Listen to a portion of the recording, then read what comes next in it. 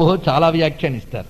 ఒక్కొక్కరు ఒక్కొక్క కథ చెప్తారు. ఒకసారి రాముడు కర్ర తీసుకుని మోకాల మీద కొట్టాడని, అందుకు కోపగించుకుంది, నీవేవో కూడా చెప్పిన వాళ్ళు ఉన్నారు. కానీ వాల్మీకి ఎంత చక్కగా చెప్తాడంటే మంథర పాపదర్శిని అని చెప్పాడు. మంథర పాపదర్శిని, ఎందుకంటే ఆమె క్యారెక్టర్ అలాంటిది అని చెప్పాడు ఒక్క మాటలో. కొందరు ఉంటారు పాపదర్శినులు, అంతా బాగున్నా వాళ్ళకి మాత్రం బాగులేనిదేదో కనబడుతూ ఉంటుంది. బాగున్న దాంట్లో బాగులేనిది ఉంది అని ఆరోపించుకునేనా చూసుకుంటారు వాళ్ళు. అంటే వాళ్ళ దృష్టి ఎప్పుడూ కూడా పాపదర్శనత్వమే తప్ప మరేది ఉండదన్నమాట. ఇది కూడా దుర్మార్గుల యొక్క లక్షణం. ఇది వాళ్ళు ఎప్పుడు చెడ్డని వెతకడమే తప్ప మరొకటి ఉండదు. అది వాళ్ళ పని. వాళ్ళు వెతికి ఊరుకుంటారా? లేనిదాన్ని సృష్టించి అది నిప్పు చేసి అంతా తగలబెట్టగలరు వాళ్ళు. అలాంటి వాళ్ళు మనకు కనబడుతూనే ఉంటారు. పైగా ఈ కైకేయికి బాల్యం నుంచి ఉన్నటువంటి చెలికత్తెల్లో లేదా పెంచినటువంటి దాదుల్లో ఒక ఆమె అలాంటిదిట ఈమె. అప్పటి నుంచి కైకేయిని అంటి పెట్టుకుందనమాట. అంటే ఆమెకి ఒక అరణపు పని మనిషి వలే ఉందనమాట. వీళ్ళు పెట్టే చిచ్చుల గురించి మనకు తెలియదా చెప్పండి? ఈ ఇల్లు ఆ ఇల్లు తిరిగి అక్కడవి ఇక్కడవి కూడా చెప్తూ ఎన్నెన్నో పెడుతూ ఉంటారు వాళ్ళు. అందులో వాళ్ళు ఆడే కబుర్లున్నాయే, వాటి గురించి కూడా మనకు అనుభవాలే. మొత్తానికి మంథర పాపదర్శిని ఒక్క మాటతో వాల్మీకి ఎంత చక్కగా క్యారెక్టర్ నిలబెట్టేశాడు చూడండి. పాపదర్శిని అయినటువంటి ఆ మంథర తిన్నగా కైకేయి దగ్గరికి వచ్చి, ఈ విడ్డూరం చూసావా? ఈయన గారు ఇప్పుడు దశరథుడు అతి తొందరగా రాముల వారిని యువరాజ్య పట్టాభిషేకం చేసేస్తాడట, అందరూ సంబరాలు జరుపుకుంటున్నారు, ఎంత విడ్డూరం చూసావా, నీకు ఎంత ద్రోహం జరిగిపోతుందో చూసావా అన్నది కైకేయితో. వెంటనే కైకేయి ఆనందంతో లేచి అతీవ సాతు సంహృష్ట కైకేయి విస్మయాన్విత, మహానందపడిపోయింది ఈ వార్త విన్న వెంటనే కైకేయి. ఆనందంతో వెంటనే లేచి కూర్చున్నదల్లా ఏకమాభరణం తస్యై కుబ్జాయై ప్రదదౌ శుభం, తన మెడలోంచి ఒక ఆభరణాన్ని తీసి ఆ గూనిదానికి ఇచ్చిందిట. చాలా చక్కటి వార్త చెప్పోయిందో తీసుకో అని. ఈమెకి నువ్వు కోపగించుకుంటావనుకుంటే నువ్వు ఆనందపడి ఆభరణం ఇస్తావా, ఏమిటి నీ సంబరం అన్నదిట. ఇప్పుడు ఈమె చెప్తోంది కైకేయి, రామే వా భరతే వాహం విశేషం నోపలక్షయే. ఆమె ముందే చెప్పింది, భరతుడికి కాకుండా రాముడికి ఇచ్చేస్తున్నాడంటే ఆమె చెప్తున్న సమాధానం ఏంటో చూడండి. రాముడికి భరతుడికి నాకు తేడా తెలియదు, ఇద్దరూ ఒక్కటే నాకు. అంతేకాదు తస్మాత్ తుష్టాస్మి యద్రాజా రామం రాజ్యేభిషిక్షతి, అందుకే రాముడు రాజు అవుతాడు అంటే నేను ఆనందించిపోతూ ఉన్నాను. అంతేకాదు ఆయన కూడా నన్ను ఎంత చక్కగా చూస్తాడంటే ఆ కౌశల్యని ఎలా చూస్తాడో నన్నే అలాగే చూస్తాడు.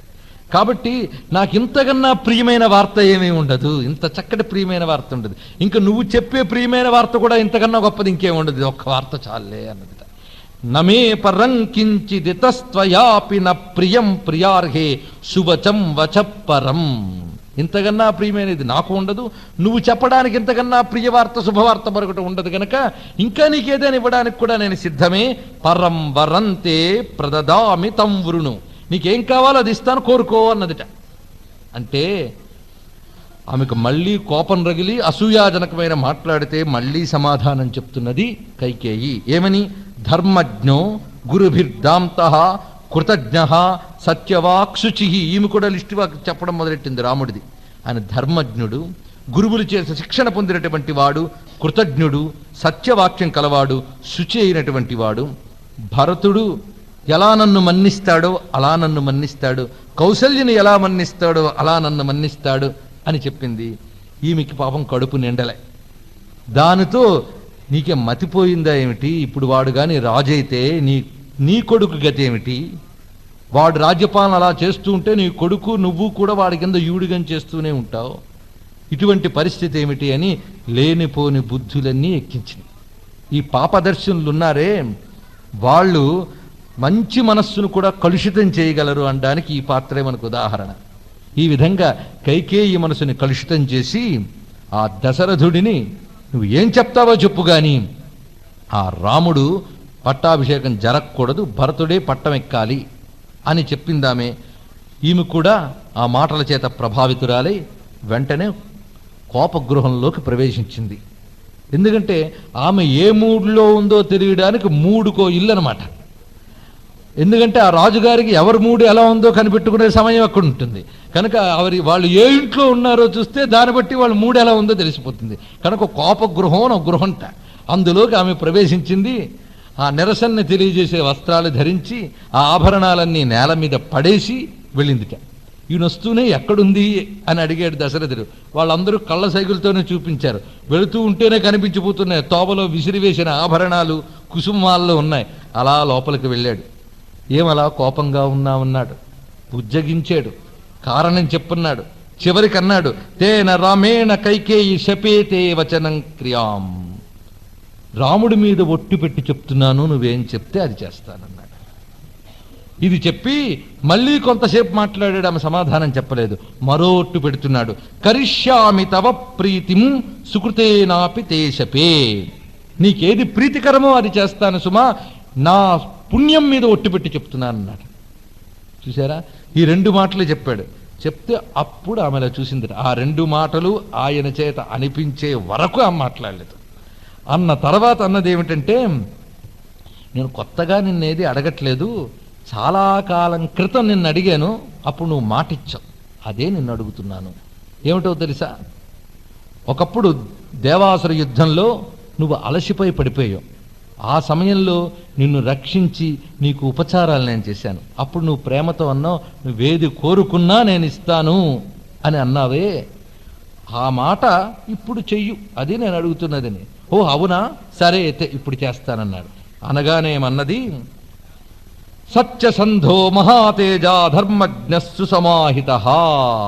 నువ్వు సత్యసంధుడివైతే, తేజస్వివైతే, ధర్మజ్ఞుడివైతే, బుద్ధిపూర్వకంగా ఇప్పుడు నువ్వు నా మాట నెరవేర్చాలి, నెరవేర్చుతావు.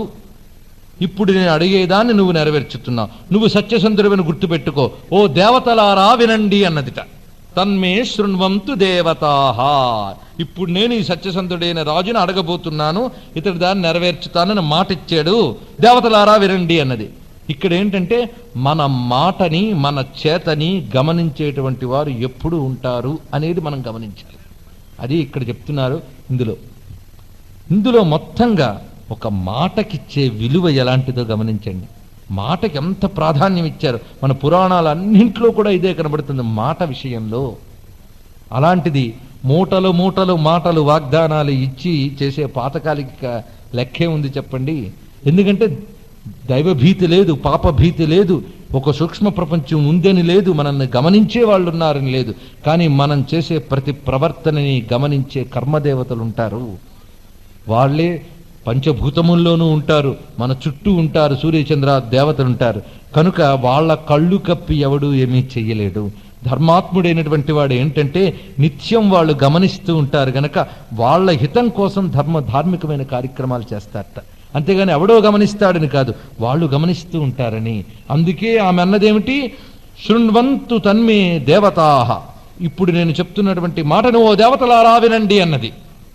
అనగానే ఇతనికి అలర్ట్నెస్, నేను మాట ఇచ్చేసాను, ఇప్పుడు నిలబడకపోతే ఆ దేవతలు వింటున్నారని గుర్తు చేయడం అన్నమాట. ఇలా చెప్పి ఆమె కోరుకున్నది ఏమిటి, రామచంద్రమూర్తి 14 ఏళ్ళు వనవాసానికి వెళ్ళాలి, మా అబ్బాయి గారు యవ్వరాజ్య పట్టాభిషేకాన్ని స్వీకరించాలి అని. ఇది అతడికి పిడుగుపాటులాగైనది. మూర్ఛ వచ్చినంత పని అయ్యింది. బతిమాలాడు, నీకు తెలీదా, ఇది కేవలం నా నిర్ణయం అనుకుంటే వేరు, ఊరంతా అయోధ్య అంతా కోరుకుందే, ఇప్పుడు నేను దీన్ని ఎలా కాదనగలను, వాళ్ళకి ఎలా ముఖం చూపిస్తాను నేను. వినాపి సూర్యేణ భవేత్ ప్రవృత్తి. సూర్యుడు లేకుండా ఉండగలరు గాని, వర్షం లేకుండా ఉండగలరు గాని, రాముడు లేకుండా ఉండలేరు ఈ అయోధ్యవాసులు అన్నాడు. ఎంత గొప్ప వాసుడండి, అంత గొప్పగా చెప్పాడు. అలాంటిది ఆ రాముణ్ణి ఎలా పంపిస్తాను చెప్పు, నువ్వు ఎన్ని చెయ్యు, నీ మాట నేను పాటించనన్నాడు. ప్రతామ్యవా ప్రజ్వలవా ప్రణశ్యవా సహస్రసోవా స్ఫుటితా మహీంవ్రజ నతే కరిష్యామి వచస్సుదారుణం మమాహితం కేకయరాజ పాంసని. కేకయరాజ కులానికి కళంకంలా పుట్టిన ఓ కైకేయి, నన్ను ముక్కలు చెయ్యు, అగ్నిలో తోసేయి, 1000 ముక్కలు చేసి పాతిపెట్టే, అయినప్పటికీ కూడా నీ మాట నేను చెయ్యలేను సుమా అన్నాడు బాధతో. ఓహో, ఇదా నీ సత్యసంధత అన్నది. సరే, నేను చెప్పే నీ సత్యసంధత మాట ఏమిటి? ఇక్ష్వాకు వంశంలో ఎవ్వరూ సత్యాన్ని తప్పలేదు కదా. అంటే దశరథుడితోనే మొదలవలేదు సత్యం. ఈ సత్యం ఈ సంస్కృతికి ఆత్మధర్మం. ఇక్కడ పాలించిన రాజుల యొక్క ధర్మం సత్యం. ఈ భూమిని ఏలినటువంటి వ్యవస్థ యొక్క ధర్మం సత్యం అనే దాని మీద ప్రతిష్ఠింపబడింది.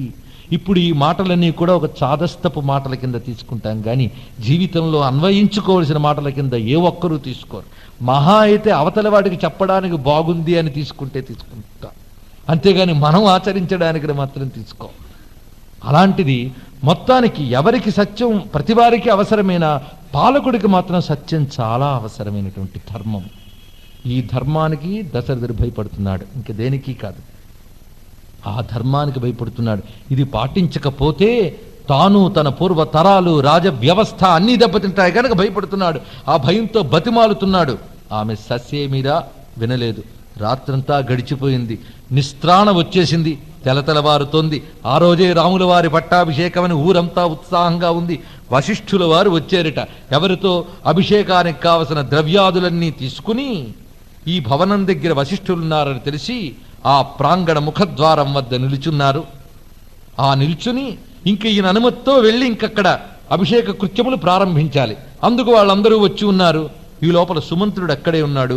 ఆ సుమంత్రుడిని అడిగేట వశిష్ఠుడు, రాజుగారికి చెప్పిరా, ఇక్కడ అందరం ఈ విధంగా ఉన్నాము, ఎదురు చూస్తున్నాం అని. వెంటనే సుమంత్రుడు ముందే చెప్పుకున్నాం, వెళ్ళగలిగేటటువంటి హక్కు అధికారం ఉన్నవాడు. ఆయన లోపలికి వెళ్ళాడు. వెళ్ళి నమస్కరించి దశరథుడితో చెప్తున్నట్ట, మహాప్రభు పౌర జనపదైశ్చాపి నైగమైశ్చ కృతాంజలి స్వయం వశిష్ఠో భగవాన్ బ్రాహ్మణై సహ తిష్ఠతి. వశిష్ఠుడు వేదవేత్తలైనటువంటి విప్రులతో, ముక్షులైన పౌర జానపదులతో, ఇతర ప్రముఖులతో కూడా కలిసి ఎదురు చూస్తూ ఉన్నారు మీ రాక కోసం, మీ అనుమతి కోసం. కనుక మీరు బయలుదేరి రండి అంటే కదలిక లేదుట. అలా మౌనంగా ఉన్నాడు దశరథుడు. ఇతడి నుంచి మాట రావట్లేదని ఎప్పుడైతే గమనించిందో కైకేయి, ఆమె ఇప్పుడు కార్యనిర్వహణ చేస్తోంది అని తద్గచ్చత్వరితం సూత రాజపుత్రం యశస్వినం. ఓ సుమంత్ర, రాత్రంతా రాజుగారికి నిద్ర లేదయ్యా. ఎందుకంటే తన కొడుక్కి రేపు పట్టాభిషేకం అనే ఉత్సాహంతో రాత్రంతా నిద్రపోలేదు. ఆ నిద్ర లేమి చేత బాగా అలసిపోయి ఉన్నారు. కానీ నువ్వు తొందరగా వెళ్ళి రామమానయ భద్రంతే నా అత్ర కార్యా విచారణ, నువ్వు తొందరగా వెళ్ళి రాముణ్ణి తీసుకురా, ఇందులో ఆలోచించడానికి ఏం లేదు, తొందరగా వెళ్ళన్నది. ఈ మాట విని మహోత్సాహంగా బయలుదేరుతున్నాడు సుమంత్రుడు రాముణ్ణి తీసుకోవడానికి. వెళ్ళి రామభవనానికి వెళ్ళి ఆ రామచంద్రమూర్తిని నమస్కరించి ఆ ప్రాతర్వేళ, స్వామి, ఆ ఇంద్రుని వద్దకు బృహస్పతి మొదలైన వారందరూ వచ్చి ప్రార్థించినట్లుగా నీ వద్దకు వచ్చి నేను ప్రార్థించాను. ఈ సుప్రభాత వేళ ఆ తండ్రి గృహానికి రావయ్యా, ఈరోజు నీ పట్టాభిషేక వేళ అని ఆనందంగా పిలిచి తీసుకువెళుతున్నాడు. రామచంద్రమూర్తి రథంలో కూర్చున్నాడు. ఆ వెనక లక్ష్మణస్వామి కూడా ఉన్నారు. సుమంత్రుడు రథం నడుపుతుంటే రామచంద్ర భవనం ముందే అనేక మంది ప్రజలు అంతా గుమికూడి ఉన్నారట. ఎందుకంటే మా స్వామికి వాళ్ళ పట్టాభిషేకం అని అందరూ రాగానే స్వామిని ఆ తొలి దర్శనం చేద్దామని ఎదురు చూస్తున్నారు. వాళ్ళందరినీ చాలా ప్రేమగా పలకరించేట రాముడు. ఒక్కొక్కరు పలకరించి రథం ఎక్కాడు. రథం వెళుతోంది. వెళుతూ ఉంటే ఆ తోవలో అయోధ్యవాసులందరూ ఆ రామచంద్రమూర్తిని చూస్తున్నారట. ఆ చూస్తున్నప్పుడు వాల్మీకి చెప్తాడు, ఎంత గొప్ప శ్లోకాలు చూడండి. అవి మన మనస్సుకు చెప్తున్నటువంటి శ్లోకాలు, భక్తులను ఉద్దేశించి చెప్తున్నటువంటి శ్లోకాలు. ఇది మననం చేసుకోవాల్సిన దివ్య శ్లోకాలు. వాల్మీకి భక్తిని ఎలా ప్రతిష్ఠ చేశాడో చూపించే శ్లోకాలు, అయోధ్యవాసుల యొక్క రామభక్తిని పట్టి చూపించే శ్లోకాలు. నహి తస్మాన్ మనః కశ్చిత్ చక్షుషీవా నరోత్తమాత్ నరశక్నోత్యపాకృష్టం అతిక్రాంతేపి రాఘవే. ఇక్కడ నేను ఇందులో ఎక్కువగా వాల్మీకుల వారి శ్లోకాలనే మీకు చదివి వినిపించుతున్నాను. ఎందుకంటే వాల్మీకి శ్లోకం చెప్తున్నామంటే అక్కడ ఉన్నది చెప్తున్నాం కానీ లేనిది చెప్పడం లేదు అనే ప్రమాణం మీకు తెలియడానికి ఒకటి. రెండు, మనకి సాహిత్యకారులు, పరిశోధకులు మన భారతీయ వాంగ్మయానికి చేసిన అన్యాయాలు అన్నీ ఇన్ని కావు. వాళ్ళు చేసిన గొప్ప విషయం ఏమిటంటే, మనం మర్చిపోయినా వాళ్ళు మాత్రం వాటిని చదివి ప్రిజర్వ్ చేశారు. అందులో సందేహం లేదు. అనేక మంది పాశ్చాత్యుల వల్ల మన గ్రంథాలు కాపాడబడ్డాయి. అనేక మంది పాశ్చాత్యుల వల్ల మన గ్రంథాలు తగలబట్టబడ్డాయి కూడా. అనేక మంది పండిత ఇళ్లల్లో చేరి ఆ తాళపత్ర గ్రంథాలు తీసుకుని నడి రోడ్ల మీద పెట్టి తగలబెట్టారు మనకి. అలా ఎన్నో విద్యలు కోల్పోయాం. ఎన్నో దివ్యమైనటువంటి దేవాలయాన్ని ధ్వంసం చేశారు. 1000 ఏళ్ల పైగా అనేక విధాలుగా ఈ జాతి దాడికి, దోపిడీకి గురయ్యింది. అయినా మిగుల్చుకున్నాం కొన్ని విద్యలు. వాటిల్లో కొందరొచ్చి వీటి మీద వ్యాఖ్యానాలు కూడా చేశారు. మనకి సంస్కృతం రాదు, తెలుగు అంతకన్నా రాదు. కనుక మనకి ఏది దిక్కయ్యా అంటే వాళ్ళు చేసినటువంటి వ్యాఖ్యాన గ్రంథాలే మనకు దిక్కు అనమాట. ఒక రామాయణం గురించి చదవాలి అంటే ఇంగ్లీష్లో ఉన్న ట్రాన్స్లేషన్ చదివితేనే మనకు అప్పుడు అర్థమవుతుంది. ఆ ఇంగ్లీష్లో ట్రాన్స్లేషన్ చేసిన ముందు వాళ్ళు చేసినవి ఉన్నాయి మనకి.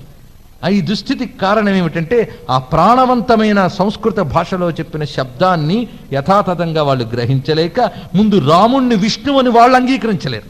ఎందుకంటే ఈ విష్ణువు దేవత ఈ కాన్సెప్ట్లు వాళ్ళకి తెలియదు. ఒక దేశపు సాహిత్యాన్ని వ్యాఖ్యానించాలంటే ఆ దేశపు సంప్రదాయం తెలియాలి, ఒక కావ్యానికి అంటిపెట్టుకున్న పూర్వాపరాలు తెలియాలి.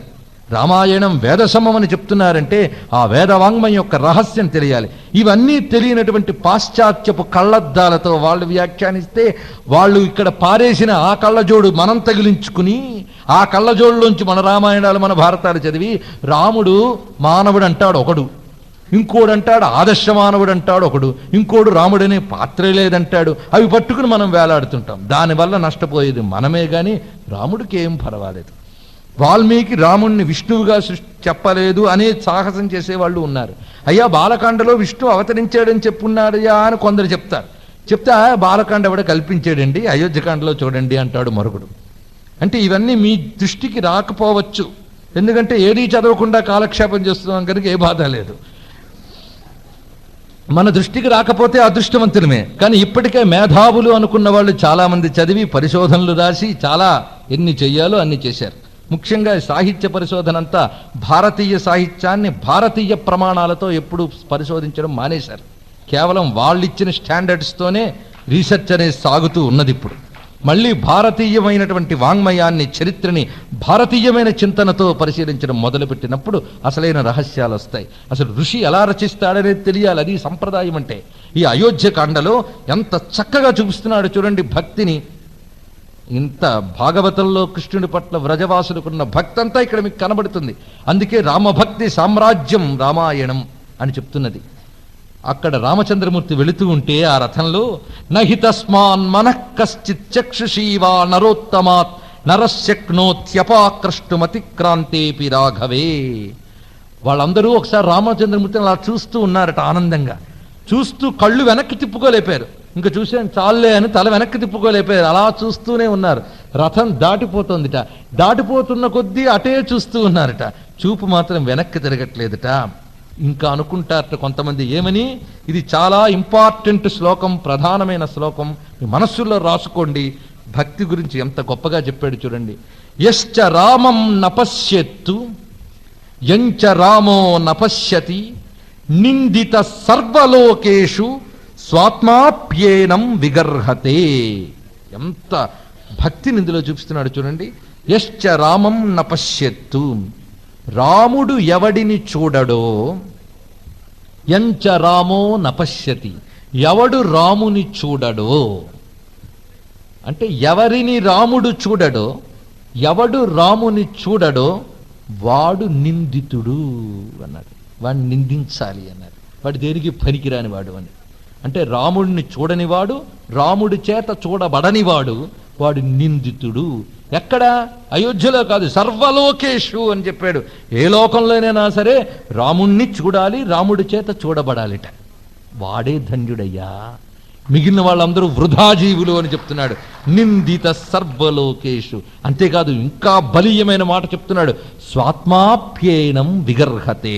వాడి మనస్సు వాడిని అసహించుకుంటుందట. చెయ్యి ఏం బతుకయ్యా ఇది రాముడిని చూడలేదు అని వాడి మనస్సే వాడిని తిడుతుందిట, వాడి ఆత్మే వాడిని తిడుతుందిట.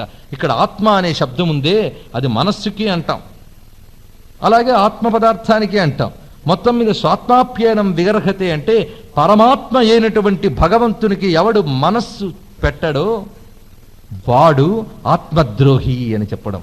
ఆత్మహత్యాపాతకం అంటే ఏమిటో కాదు, ఈ ఆత్మ ఉద్ధరించడానికి ఈ జన్మలోనే ప్రయత్నించాలి. ఆ ప్రయత్నం చేయని వాడే ఆత్మహత్య చేసుకున్నటువంటి వాడు. ఆ పరమాత్మని సాధించడానికి ప్రయత్నం ఎవడు చెయ్యడో వాడు ఆత్మద్రోహి, మహాపాపి అని చెప్తోంది ఉపనిషత్తు. కనుక ఆ పరమాత్మ చేత చూడబడాలి అంటే అర్థమేమిటి? పరమాత్మ యొక్క కారుణ్యానికి నోచుకోని వాడు దౌర్భాగ్యుడు. అలాగే పరమాత్మని దర్శించని వాడు అంటే పరమాత్మ వైపు మనస్సు తిప్పని వాడు వృధాజీవి అని చెప్పడం. భక్తికి ఇంతకన్నా ఇంకేం చెప్తారు? భగవంతుడికి మనస్సు అర్పించేవాడే ధన్యుడు, అలాగే భగవంతుడు అనుగ్రహానికి నోచుకునేవాడే ధన్యుడు. ఆ భగవంతుడు మన రాముడు అని చెప్తున్నాడు. ఆ రామచంద్రమూర్తి యొక్క అనుగ్రహం అటువంటిది. ఆయన చూడాలి, ఆయన చూపులో పడాలనుకుంటున్నారట అయోధ్యవాసులందరూ. లేకపోతే వాడి మనస్సే వాడిని తిడుతుంది. ఎవరో తిట్టడం కాదు, వాడి మనస్సే ఛీ రాముణ్ణి చూడలేదా, ఎందుకయ్యా ఎవరదా జీవితం అని వాడి మనస్సే వాడిని తిడుతుంట. ఇలా మన మనస్సు మనం తిట్టాలి. అందుకే మనస్సును బతిమాలుకుంటాం మనం, పిబరే రామరసం రసనే పిబరే రామరసం అని. రాముణ్ణి చూడాలి. చూడడం అంటే అనుభవానికి తెచ్చుకోవాలి. కంజాక్షు నర్చించు కరములు కరములు శ్రీనాథు వర్ణించు జిహ్వ జిహ్వ. నాలికతో రామకీర్తన చెయ్యడం, చేత్తో రామారాధన చెయ్యడం, రామమూర్తిని ధ్యానించడం ఇత్యాదులు అన్నీ ఉన్నాయే, అదే రాముణ్ణి దర్శించడం అంటే. ఇలా దర్శిస్తూ ఉంటే ఆ రాముడు మనల్ని చూస్తున్నట్టే అనిపిస్తుంది. అంతకన్నా అనుగ్రహం ఇంకేం కావాలి? అదే రాముడు మనల్ని చూడటం అంటే. ఈ రెండూ జరగాలి. భగవద్ అనుగ్రహానికి ఎవడు నోచుకుంటాడో వాడు ధన్యుడు, ఆ అనుగ్రహం కోసం ఎవడు ప్రయత్నిస్తాడో వాడు ధన్యుడు. అది ఇందులో చెప్తున్నటువంటి విషయం. ఇలాగా వాళ్ళు అనుకుని చంద్రకాంతాననం రామం అతీవ ప్రియదర్శనం. రాముడి ముఖం అది చంద్రకాంతము వలె ఉన్నది అన్నాడు. అంటే చంద్రుని వలె ఆహ్లాదంగా కమనీయంగా ప్రకాశిస్తున్నటువంటి రాముని యొక్క వదనం అతీవ ప్రియదర్శనం. అంతకన్నా ప్రియమైనటువంటి వస్తువు ఉండదట భూమి మీద. ఏదయ్యా అత్యంత ప్రియము అంటే బ్రహ్మేష్టం శరణముపగమ్య అని వేదం చెప్తుంది. అత్యంత ప్రియమైనది, అత్యంత ఇష్టమైనది ఆ పరమాత్మ ఒక్కడే. అది తెలియక ఏవో ప్రియములని ఏవో ఇష్టములని ఎక్కడెక్కడో పడిపోతూ ఉంటారయ్యా. కానని వాని నూతగుని కానని వాడు విశిష్ట వస్తువున్ కానని భంగి. గుడ్డివాడు వెళుతూ ఉంటే వాడి దారి చూపిస్తాడు, మరో గుడ్డివాడు వాడి చెయ్యి పట్టుకు తిరుగుతున్నట్లుగా ఈ ప్రపంచమంతా విషయవాంఛలవే పరిగెడుతుందో అవే గొప్పవని మనము పరిగెడుతున్నాం. కానీ నిజమైన ప్రియమైన ఆనందకరమైన వస్తువు ఒకటి ఉంది, అది బ్రహ్మము, అదే ఇష్టము. అందుకే ప్రియాణాం త్వా ప్రియపతి గుంహవామహే అని వేదం చెప్తోంది. ప్రియములు అన్నిట్లోకి ప్రియపతిలా ప్రకాశించే ఓ పరబ్రహ్మ, నువ్వే ఇష్టము, నాకు కావలసినటువంటి వాడవి అని శరణముపగమ్య, శరణు వేడాలట. బ్రహ్మేష్టం శరణముపగమ్య. ఆ పరబ్రహ్మనే ఇష్టమని శరణు వేడడం ఏదైతే ఉందో అదే భక్తి అంటే. ఆ ఇష్టం అదే అతీవ ప్రియదర్శనం అంటే. అత్యంత ప్రియదర్శనుడైనటువంటి రామచంద్రమూర్తి ఎటువంటి వాడయ్యా అంటే రూప ఔదార్య గుణై పుంసాం దృష్టి చిత్తాపహారిణీ. తన యొక్క రూపము చేత, ఉదారత్వము చేత, గుణముల చేత. ఎన్నున్నాయి చూడండి ఇందులో. రూపము, ఉదారత్వము. ఉదారత్వం అంటే అర్థం ఏమిటి? లోభం లేకుండా అవతలి వాళ్ళకి పంచగలిగే గుణం ఉదారత. ఏమిటి పంచుతున్నాడు? తన కారుణ్యాన్ని పంచుతున్నాడు లోకం వైపు. ఎక్కడా దాచుకోలే తన దయని. ఈ విశ్వం వైపు ప్రసరిస్తూ ఉన్నాడా నారాయణుడు, రామనారాయణుడు. అందువల్ల ఔదార్యము, దివ్యమైన గుణములు, ఇలా రూపము, గుణము, ఔదార్యము వీటన్నిటితో ఏం చేస్తున్నాడంటే పుంసాం దృష్టి చిత్తాపహారిణీ. పురుషుల యొక్క దృష్టిని, చిత్తముని హరిస్తూ ఉన్నాడు అన్నారు. పురుషుల యొక్క దృష్టిని అంటే వారు చూపు లాగేస్తున్నట్ట, వారు మనస్సు లాగేస్తున్నట్ట. వేటితో? రూపము చేత, ఔదార్యము చేత, గుణముల చేత. స్వామి రూపాన్ని చూడగానే మన చూపు మనల్ని వదిలి ఆయన దగ్గరికి వెళ్ళిపోయింది. అలాగే మన మనస్సు మనల్ని వదిలి ఆయన దగ్గరికి వెళ్ళిపోతుందిట. అలా దృష్టిని, చిత్తాన్ని కూడా హరించేటటువంటి వాడు రాముడు. ఎవరిని? పుంసాం అని మాట వేశారు. పుంసాం అంటే అర్థం ఏమిటి? పురుషులని అని మనం అర్థం చెప్పుకుంటాం. దానికి చెప్పుకుని వ్యాఖ్యానాలు కూడా పెద్దవాళ్ళు చేశారు. మన మంగళ శ్లోకంలో కూడా చెప్పుకుంటాం కదా, పుంసాం మోహన రూపాయ పుణ్యశ్లోకాయ మంగళం అని అంటాం. మంగళం కోసలేంద్రాయ మహనీయ గుణాత్మనే చక్రవర్తి తనూజాయ సరౌభవాయ మంగళం వేద వేదాంత వేద్యాయ మేఘశ్యామల మూర్తయే పుంసాం మోహన రూపాయ పుణ్యశ్లోకాయ మంగళం. దీనికి ఇంతవరకు మనం ఒకే వ్యాఖ్యానం చేసుకుంటూ ఉన్నాం.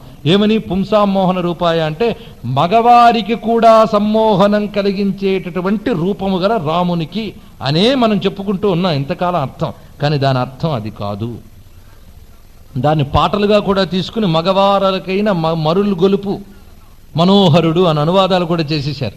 కానీ పుంసాం మోహన రూపాయ అనేటటువంటిది మగవారిని సైతం ఆకర్షించడం అనే అర్థం కాదు. పుంసాం అనేటటువంటిది పురుషులను అని అర్థం, అందులో సందేహం లేదు. కానీ పురుషుడు అంటే మగవాడని అర్థం కాదు. బాగా గమనించండి. వైదిక భాషలో, పౌరాణిక భాషలో పురుషుడు అంటే జీవుడు అని అర్థం. పురే శయనం కరోతి ఇది పురుష నవద్వారే పురే దేహి. 9 ద్వారాలు ఉన్నటువంటి ఈ శరీర పురంలో ఎవడైతే ఉంటాడో ఆ జీవుడికి పురుషుడు అని పేరు. స్త్రీ అయినా పురుషుడైనా అంటే మగవాడైనా ఎవరైనా ఇక్కడ పురుష శబ్ద వాచ్యులే. సర్వ జీవులు కూడా ఇక్కడ పుంసాం అనే శబ్దం ద్వారా చెప్పబడుతున్నారు. అంటే అర్థం ఏమిటి? ఈ పట్టణంలో ఎవడున్నాడో వాడు. చాలా సావధాన చిత్తంతో వినండి, తాత్వికమైన విషయం. ఈ పట్టణంలో ఎవడున్నాడో వాడు అంటే అర్థం ఏమిటి? పట్టణం వేరు వాడు వేరు అని తెలుస్తుంది కదా. కనుక పట్టణం వేరు నేను వేరు అని ఎవడైతే తెలుసుకుంటున్నాడో వాడు అని అర్థం అన్నమాట. మనం అందరం కూడా దేహమే నేను అనుకుని ఆ దేహభ్రాంతితోనే తిరుగుతున్నాం. ఆ దేహభ్రాంతితో తిరగడం వల్ల ఇన్ని బాధలు పడుతున్నాం. కానీ దేహము నాకు కేవలం ఉపాధి మాత్రమే, నేను ఇందులో ఉన్నటువంటి వాణ్ణి, ఈ నేను అమృతత్వం కోసం ప్రయత్నించాలి, ఈ దేహం పోయినా నేను పోను అని ఎవడైతే అనుకుంటాడో వాడు నిజమైన పురుషుడు అవుతాడు. అలాంటి పురుషులు ఎవరైతే ఉంటారో వారి హృదయాన్ని ఆకర్షించడానికి సిద్ధంగా ఉంటాడు పరమాత్మ. అంటే అర్థం సర్వ జీవులని కూడా ఆకర్షించి పాలించేవాడు అని అర్థం. పుంసాం మోహన రూపాయ అంటే జగన్మోహనుడు, సర్వజీవ మనోహరుడు అని అర్థం అన్నమాట. అదే ఇక్కడ చెప్తున్నాడు, రూపౌదార్య గుణై పుంసాం దృష్టి చిత్తాపహారిణీం అని వాల్మీకి చెప్పిన ఈ మాట అర్థమైతే ఈ మాట అర్థమవుతుంది. ఎక్కడి నుంచో తెచ్చి చెప్పే వ్యాఖ్యానం కాదు, వాల్మీకి చెప్పిన మాటని అర్థం చేసుకుని చెప్పే మాట. సర్వ జీవుల యొక్క దృష్టిని చిత్తాన్ని కూడా హరిస్తాడు. ఆ పరమాత్మ కాకపోతే ఇంకెవరు హరిస్తారు? అందుకే ఆయన పేరు హరి, హరించేవాడు. వారి యొక్క దృష్టిని చిత్తాన్ని కూడా లాగేసుకునేటువంటి ఆ రామచంద్రమూర్తిని ఆ విధంగా చూసేటవాళ్ళు. ఇలా దశరథుని ఇంటి వైపు వెళుతున్నటువంటి రామచంద్రమూర్తిని చూస్తున్న అయోధ్యవాసుల యొక్క హృదయాన్ని ఇక్కడ చెప్పాడు. ఎందుకు ఇలా చెప్పారంటే తాను ఎవరికి పట్టం కాబోతూ ఉన్నాడో అటువంటి వారు ఆయన్ని ఎలా చూస్తున్నారు అనేటువంటిది. ఇది రామభక్తి సామ్రాజ్యం అని చెప్పడానికి. అలా తిన్నగా వెళ్ళేట రాజభవనంలోకి రామచంద్రమూర్తి వచ్చేటప్పుడు ప్రతిహారులందరూ త్రోవలు విడిచిపెట్టారు. రామచంద్రమూర్తి తండ్రి ఉన్న భవనం వద్దకు రాగానే తండ్రి ఎలా ఉన్నారు అంటే ఉపప్లుతమివాదిత్య ముక్తానృతం ఋషిం యథా అని వర్ణించాడు. అనేక వర్ణనలు చేశారు కానీ చాలా ప్రధానమైన వర్ణన ఇది. గ్రహణం పట్టిన సూర్యుల్లా ఉన్నట్ట తేజోవిహీనుడై వేదనతో బాధతో. పైగా ఇంకో గొప్ప మాట చెప్తున్నాడండి, అబద్ధమాడిన ఋషివలే ఉన్నాడు అని చెప్తున్నాడు. ఎంత గొప్ప ఉపమానం చూడండి. అంటే అబద్ధమాడితే తేజస్సు తగ్గిపోతుంది అని చెప్తున్నాడు. అసత్యం మాట్లాడితే తపస్సు తేజస్సు తగ్గిపోతాయట. ఆ ఋషిగానే అబద్ధమాడా వాడు తేజస్సు తపస్సు తగ్గిపోతాయి. అలా తేజస్సు తపస్సు తగ్గిపోయిన వాని వలే కనబడుతున్నాడు అనడానికి ఎలాంటి ఉపమానం చెప్పాడో చూసారా వాల్మీకి. మరోసారి సత్యం యొక్క గొప్పతనాన్ని చెప్పడానికి అది తీసుకున్నాడు. ఇప్పుడు వేదనతో తేజం తగ్గింది అతనికి, కానీ ఆ తేజం ఎప్పుడూ తగ్గిపోయేలా ఉంటుంది ఎప్పుడు అసత్యం ఆడితే. కనుక అతడి సత్యం మీద నిలబడాలి అనేటువంటి హెచ్చరిక అందులో కనబడుతుంది. ఇలా చెప్తే ఆ తేజస్సు లేకుండా దిగాలు పడి ఉన్నటువంటి తండ్రిని చూసి రాముడికి బాధ కలిగిందిట.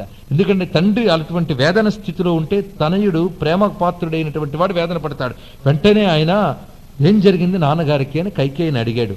అమ్మా ఏం జరిగింది నాన్నగారికి అడగడం ప్రశ్నలో మొదట ఏమడుగుతున్నాడో చూడండి. కచ్చిన్మయా నాపరాధం అజ్ఞానాద్యేన మే పిత. అజ్ఞానంతో నేనేదైనా తప్పు చేసి నాన్నగారి మనసు నొప్పించానా అన్నట్ట. ఆయన వేదనకి ఇంకేవో కారణం చెప్పడం కాదు, ముందు తాను కారణమా అని ప్రశ్నించి తర్వాత ఇంకేదైనా కారణమా అని అడుగుతున్నాడు. ఇది ఉత్తముడి యొక్క సమాధానం. అంతేగాని ఎవడేం చేశాడు ఆయన్ని, అల్లా ఆయన ఇలా అన్నాడా ఇలా అని చెప్పడం కాదు, ముందు తన వల్ల ఏదైనా జరిగిందా అనుకోవడం. అంటే ఫస్ట్ సెల్ఫ్ చెక్, తనని తాను బాగు చేసుకుని తర్వాత ప్రపంచాన్ని బాగు చేయాలి. మనమంతా రివర్స్.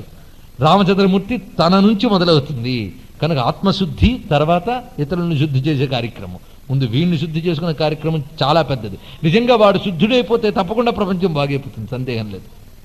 ఇక్కడ ముందు అడగడం, నా వల్ల ఏదైనా పొరపాటు జరిగిందా ఏమిటి అని మిగిలినవన్నీ అడిగాడు. ఏవైనా నీకేమైనా చికాకు కలిగిందా, లేదా భర్త శత్రుఘ్నులకైనా ఆపద కలిగిందా, ఏమిటి చెప్పమ్మా, ఎందుకు ఇంత దిగాలు పడిపోయారు. పైగా ఆయన ఎప్పుడైనా దిగులుగా కోపంగా ఉన్నా నేను కనబడగానే వెంటనే ప్రసన్నుడైపోయేవాడే, ఇవాళ నేను వచ్చినా ప్రసన్నుడు కాలేదే, ఏ కారణం చేత అని. ఇక్కడ దశరథుని యొక్క భక్తి చూడండి. ఒక్కొక్కరు భక్తులు ఇందులో. రాముడనే భగవంతుడి చుట్టూ ఎందరూ భాగవతులు చుట్టుకున్నారు చూడండి. అందుకే రామాయణం భాగవతం ఒక్కటే. అలా తప్పించిపోయారో ఒక యశోద, ఒక్క నందుడు కృష్ణుడి కోసం అలాగే తప్పించిపోయారు వీరందరూ కూడా. ఎంత తప్పించిపోతున్నాడు చూడండి దశరథుడు. తన ప్రాణాలన్నీ రాముడు అనుకుని ఎలా తప్పించిపోతున్నాడు. రాముడికి పట్టాభిషేకం లేదంటే ఆయన దిగులు వచ్చేసింది. ఇంకేంటి, అలా దిగులు పడిపోయాడు. ఈ దిగులుకి కారణం తానా అని ప్రశ్నించాడు. ఇవన్నీ చూశాడు. దశరథుడి నోటంటే సమాధానం రాలేదు. అప్పుడు కైకేయి చెప్తోంది, ఏం లేదు రామా, ఒక మాట నాకు ఇచ్చాడు, అది పాటించమని నేను చెప్పాను. అది నీకు అప్రియమేమో, అందుకు చెప్పడానికి సంకోచిస్తున్నాడు, నేను కూడా సందేహిస్తున్నాను అన్నదిట. అంటే తద్బ్రూహి వచనం దేవి రాజ్ఞో యదభికాంక్షితం కరిష్యే ప్రతిదానే చ రామో ద్విర్నాభిభాషతే. ఇది ఒకటి జాగ్రత్తగా గుర్తుపెట్టుకోవాల్సిన మాట. అమ్మా చెప్పు, ఏమిటి చెప్పాలి? రాజ్ఞో యదభికాంక్షితం, రాజుగారు ఏది అనుకున్నారో అది చెప్పు నాకు. కరిష్యే ప్రతిజానేచ, నేను చేసి తీరతాను. అంటే నువ్వు చెప్పిన మాటని కాదు, నాన్నగారు ఏమన్నారో ఆయన మాటని నువ్వు చెప్పు, అది నేను చేస్తాను, చేసి తీరతాను. రామో ద్విర్నాభిభాషతే, రాముడు 2 మాటలాడాడు సుమా అన్నాడు. రామః ద్విర్నాభిభాషతే, ఇది రాముడు చెప్తున్నటువంటి మాట. రాముడు 2 మాటలాడాడు సుమా అంటే అప్పుడు కైకేయి చెప్తోంది, నీ సత్యం గురించి నాకు తెలుసయ్యా, కానీ ఆయన గారికి తెలియాలి కదా, అందుకు ఇలా అన్నాను. ఇప్పుడు చెప్తున్నాను విను. నేనేమి పెద్ద కోరికేం అడగలేదు, ఒక 2 చిన్న కోరికలు అడిగాను. ఏమిటంటే సప్త వర్షాన్ని దండకారణ్యమాశ్రిత అభిషేక విమంత్యక్వా జటాజనధరో వస. చక్కగా చెప్తాను చూడండి. సప్త వర్షాన్ని అంటే 14 ఏళ్ళు, 7, 7, 14. ఈ 14 ఏళ్ళు నువ్వు దండకారణ్యమాశ్రిత, దండకారణ్యానికి వెళ్ళి కూర్చో. అభిషేకం విమంత్యక్వ, ఇక్కడ అభిషేకాన్ని విడిచిపెట్టేసి ఊరికినే దండకారణ్యానికి ఇలాగే కిరీటం పెట్టుకెళ్తానంటే నేను ఒప్పుకోను అయ్యా. జటాజినధరోవసా, జటలు ధరించి, అజినము అంటే చర్మాది ఆ మునివేషం ధరించి అక్కడుండు. మరి మా అబ్బాయి ఎక్కడుంటాడో తెలుసా? భరత కోసలపురే ప్రశాస్తు వసుధావిమా. భరతుడు ఈ కోసలపురంలో రాజ్యాన్ని వెళ్తూ ఉంటాడు. ఇదే నేను కోరుకున్నాను అంతే అన్నదిట. అది పాటించమని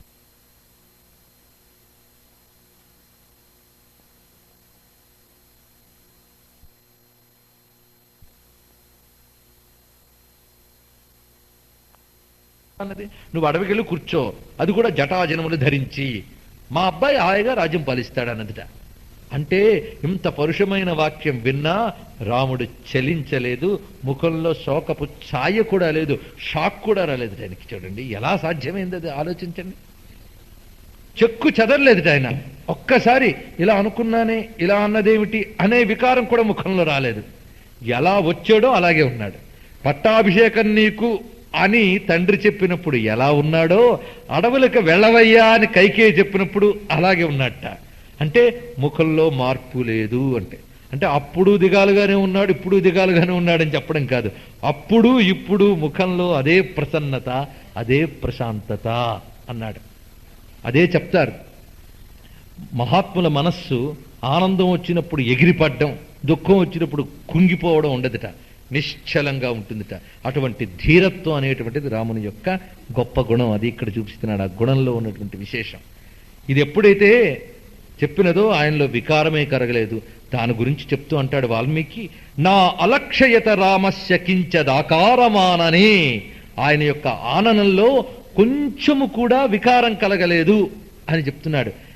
విష్ణు సహస్రంలో మనకు సుముఖ, సువ్రత, సూక్ష్మ, సుఘోష, సుఖద, సుహృతు అనే నామాలు వస్తాయి. అక్కడ సుముఖ అనే నామానికి ఆదిశంకరులు భాష్యం రాస్తూ ఈ ఘట్టాన్ని ఉదహరిస్తారు సరిగ్గా. ఆయన సుముఖుడు, ఎప్పుడు సుముఖంగానే ఉంటాడు తప్ప ఆ ముఖంలో ఎప్పుడూ వికారం ఉండదు. దానికి ఉదాహరణ ఏమిటంటే, కైకేయి ఇంత కఠోరమైన వాక్యం చెప్తే మామూలు మానవుడైతే వెంటనే బాధపడతాడు. చేతి దాకా వచ్చిన ఇది పోయిందే, ఇలా మాట్లాడుతుందా, ఎన్నో వికారాలు వస్తాయి. అప్పుడు చెప్పడానికి ఏముంది, ఏదైనా వస్తాయి. ఏదీ కలగలేదు ఆయనకి. ఇదే స్థితప్రజ్ఞుడు రామచంద్రమూర్తి అని. స్థితప్రజ్ఞునికి ఉదాహరణ రామచంద్రమూర్తి యొక్క గొప్పతనం అన్నమాట.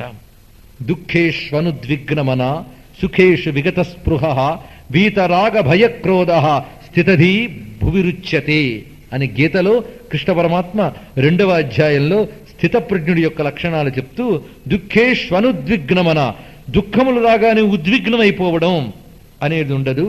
సుఖేషు విగత స్పృహ. అలాగే సుఖాలు రాగానే పొంగిపోయినట్లుగా కాకుండా వాటిని పట్టించుకున్నట్టే ఎవడుంటాడో, ఎవడికి రాగము క్రోధము భయము ఉండదో, వీత రాగ భయ క్రోధ అయినటువంటి వాడు ఎవడో అతడు స్థితధీహి భువిరుచ్యతే. వాడు స్థిత ప్రజ్ఞుడు. వాడి ప్రజ్ఞ స్థిరంగా ఉంది. ఎందుకంటే వాళ్ళు మోహం లేదు, అది కావాలనే కోరిక లేదు కనుక అది పోయిందనే బాధ లేదు. ఈ రెండూ లేదు. అతడికి కేవలం దేని మీద ఉన్నాడనేది తర్వాత చెప్తున్నాడు రామచంద్రమూర్తి తన నోటితో. ఎంత గొప్పగా చెప్తున్నాడు చూడండి. అమ్మా నువ్వు చెప్పింది చేస్తాను, ఇందులో సందేహం లేదు. రామోద్విగ్నాభిభాషతే, రాముడు రెండు మాట్లాడ్డు, అందుకే ఒకే మాట రాముడిది. అది నాహమర్థపరో దేవి లోకమావస్తుముత్సహే విద్ధి మాం ఋషిభిస్తుల్యం కేవలం ధర్మమాస్థితం. రామోద్విగ్నాభిభాషతే అనేది ఎంత పవర్ఫుల్ వాక్యమో ఈ శ్లోకం అంత పవర్ఫుల్ శ్లోకం. నాహమర్థపరో దేవి, అమ్మా నేను అర్థపరుణ్ణి కాను సుమా అని చెప్తున్నాడు. అంటే మనకి ధర్మము అర్థము కామము మూడు పురుషార్థములు ప్రధానం. మోక్షం గురించి విడిచిపెట్టండి, అది నిజానికి దాని గురించి పెద్ద చర్చ ఉంది. రామాయణ కాలంలో త్రివర్గాల గురించే చెప్పారు. చతుర్వర్గం అనే విశేషం వేరు, అది మోక్షం అనేది. ముఖ్యంగా లోకానికి చెప్పవలసింది ధర్మార్థ కామములనే విషయములే. మోక్షం గురించి మీటింగుల్లో వచ్చేది కాదది. అది సామాజికమైన ధర్మం కూడా కాదది, వైయక్తికమైన ధర్మం. అది పక్కన పెడదాం. ప్రధానమైనవి ధర్మ అర్థ కామములు అనేటువంటివి.